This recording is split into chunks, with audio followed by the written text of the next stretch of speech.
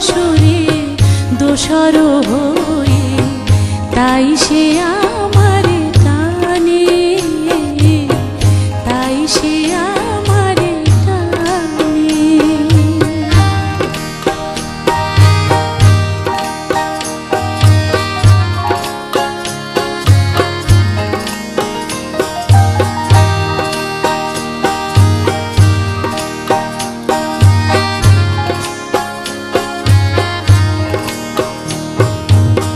রাতে